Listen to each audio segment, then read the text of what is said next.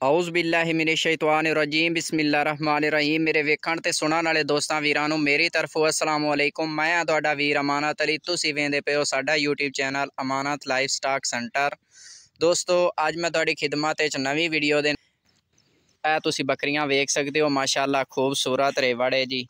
25 तो 30 जानवर ने माशाअल्लाह। ते अज मैं दोस्तां दे नाल एक नवां आइडिया शेयर करन लगा। दोस्तों जिहड़े दोस्तां दा ਇਹ ਹੁੰਦਾ ਐਕਸਕਿਊਜ਼ कि यार ਅਸੀਂ ਬੱਕਰੀਆਂ ਜਿਹੜੀਆਂ ਨੇ नहीं रख सकते या साढ़े कोल पैसे नहीं हैं। बहुत सारे दोस्त ने ਜਿਹੜੇ बहाना करते हैं कि असी बकरियां नहीं रख सक रहे क्योंकि साढ़े कोल पैसे नहीं हैं। अज मैं दोस्तों एक ऐसे नौजवान नाल तुहानूं मिलावांगा जिहड़ा इस रेवड़ दा जिहड़ा मालिक है, लेकिन इन्हां बकरियां उधारे ते रखिया होया है उन्हें। कोई भी बकरी उहदी अपनी नहीं है, हिस्से ते या असी अपनी ज़बान च उहनूं आने रलावियां बकरियां कीतियां होईयां ने दुध ते तुसी दोस्तों वेख सकते हो। बहुत सारे दोस्त बिरा ने जेड़े ये बहाना करते हैं कि यार साढ़े कोल ते पैसे नहीं हैं, असी बकरी फार्मिंग किस तरह कर सकते हैं।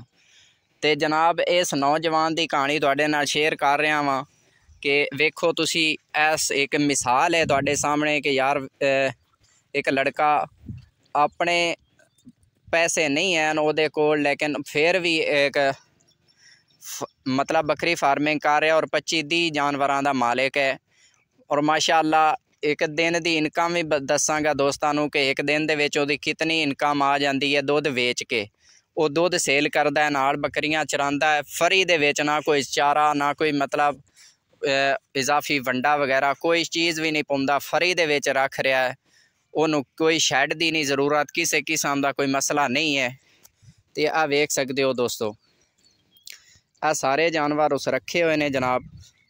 तो मिलने जनाब उस नौजवान नाल जेड़े ने बकरियां रखियां हुई। दोस्तों अज दी वीडियो यही सी, साडा मौजू यही है कि दोस्तों वेख सकते हो यार बहुत सारे दोस्त ने जेड़े एक गल करते हैं कि यार साढ़े कोल पैसे नहीं हैं तो असी बकरियां किस तरह लै लवीए किस तरह। ये दोस्तों आम रूटीन दे विच साडे पिंडां थावां ते इस तरह हुंदा है कि पिंडां थावां ते लोकां घरां दे विच बहुत सारी बकरियां 1 2 3 4 बकरियां भी रखियां होईयां ने।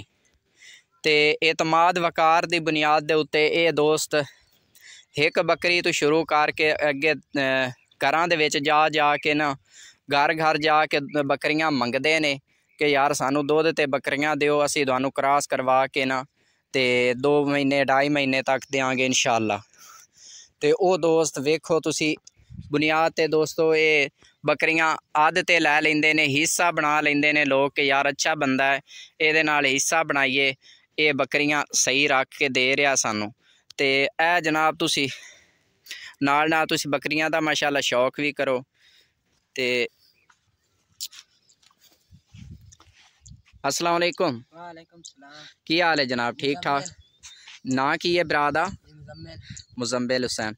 मुजम्मिल अब्बास तुसी कितने अरसे तो ये बकरियां चरा रहे हो? इत्थे खड़े हो जो ना। 4 साल हो गए। माशाअल्लाह ये नौजवान 4 साल तो बकरी फार्मिंग कर रहा है जी। नाम मुजम्मिल हुसैन है। तो तुहाडे नाल बाकी सारी मालूमात शेयर करते हैं दोस्तों। 4 साल तो तुसी बकरियां रखियां होईयां ते दिन का कितना दुध वेच लेंदे हो? माशाअल्लाह 2 महीने पहले 14 किलो 15 किलो माशाअल्लाह 14 तो 15 लीटर दी तुसी दोस्तों। फिर अगे एक नॉर्मल प्राइस 150 रुपए नाल ते किलो आम विकदा पिया दुध, तुसी वेख सकते हो दोस्तों। तो 15 किलो के हिसाब नाल तुसी वेख सकते हो इनकम कितनी होएगी एक महीने की। तो ये नौजवान वेखो तुहाडे सामने मिसाल है कि यार एक बकरी भी उहदी अपनी नहीं है तो सारियां बकरियां उधारे ते लैके दोस्तों माशाअल्लाह ये बकरी फार्मिंग कर रहा है। तो तुसी क्यों नहीं कर सकते यार? एक बकरी तो भी बकरी फार्मिंग शुरू की जा सकती है इंशाअल्लाह ताला। अल्लाह दे फजलो करम दे नाल तुसी अगर एक बकरी तो भी शुरू कर लेंदे हो तो अगले 2 साल दे विच 4 साल दे विच तुहाडा एक कारोबार शुरू हो जाएगा। तुहाड़ियां एक बकरी तो 10-20 बकरियां इंशाअल्लाह। मैं ज़्यादा नहीं आख रहा, तुहानू सब्ज़ बाग नहीं दिखा रहा। एक बकरी तो तुहाड़ियां 10 तो 15 बकरियां 5 साल दे विच कमो बेश इतनियां हो जाणगियां। तुहाडा नाल घर का खर्चा भी चला लैणगियां इंशाअल्लाह। तो एक तुहानू अच्छी खासी प्रॉफिट भी महीने की देणगियां। अच्छा मुजम्मिल हुसैन, तुहानू ये बकरी फार्मिंग दे विच केड़े-केड़े मसैल आउंदे ने, केड़ियां-केड़ियां बीमारियां आउंदियां ने जेड़ियां दा तुसी इलाज करदे हो? ਇਹਨੂੰ ਜੀ ਬੁਖਾਰ ਹੁੰਦਾ ਹੈ। अच्छा बुखार हो जाता है बकरियां नूं, होर ਰੈਸ਼ ਆ ਜਾਂਦਾ, अच्छा जुकाम नज़ला हो जाता है, होर ਸਾੜੂ ਮਾਰ ਜਾਂਦੀਆਂ। साड़ू मार जांदियां। ते अगर तुहाडीਆਂ ਬੱਕਰੀਆਂ ਨੂੰ साड़ू हो जाता है या बुखार हो जाता है या कोई मसला आ जाता है तो तुसी डॉक्टर नाल मशवरा करदे हो या खुद तू कोई चीज़ देंदे हो? ਖੁਦ ਹੀ ਦੇਣਾ, ਟੀਕਾ ਲਾ ਲਿਆ ਯਾਰ, ठीक हो गए माशाअल्लाह।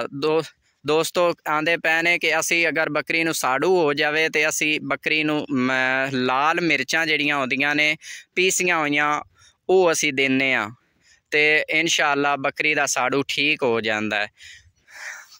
ते तुसी की दोस्तां वीरां नूं आखोगे जेड़े दोस्त जेड़े बहाने करदे ने कि यार साडे कोल पैसे नहीं हैं असी बकरी फार्मिंग किस तरह करिए, उन्हां नूं की आखोगे कि वो किस तरह बकरी फार्मिंग करां?